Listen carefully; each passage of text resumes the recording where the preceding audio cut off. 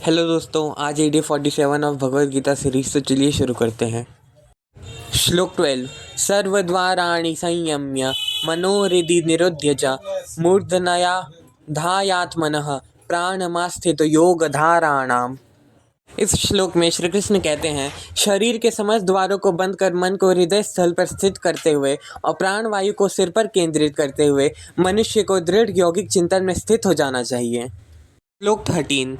ओमित्येकाक्षरं ब्रह्म व्याहरन्मामनुस्मरन् यः प्रयाति त्यजन् देहं स याति परमां गतिम।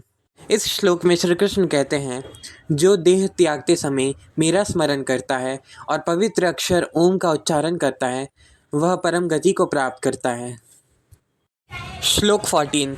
अनन्यचेताः सततं यो मां स्मरति नित्यशः तस्याहं सुलभः पार्थ नित्ययुक्तस्य योगिनः।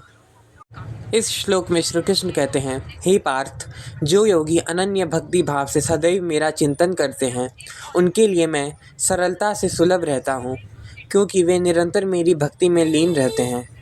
श्लोक 15। मामुपेत्य पुनर्जन्म दुःखालयं शाश्वतं नाप्नुवन्ति महात्मानः संसिद्धिं परमां गताः।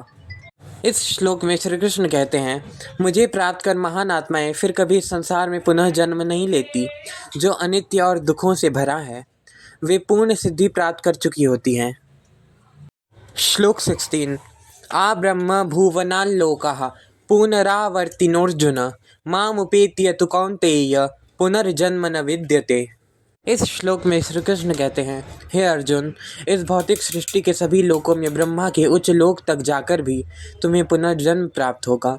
हे कुंती पुत्र, परंतु मेरा धाम प्राप्त करने के बाद तुम्हें कभी पुनर्जन्म प्राप्त नहीं होगा। श्लोक 17। सहस्रयुग पर्यंतम हर्यद ब्रह्मणो विदुः रात्रिम युग सहस्त्रांताम तेहोरात्रविदो जनः। इस श्लोक में श्री कृष्ण कहते हैं, 4 युग के 1000 चक्र को ब्रह्मा का एक दिन माना जाता है और इतनी ही अवधि को उसकी एक रात्रि मानी जाती है।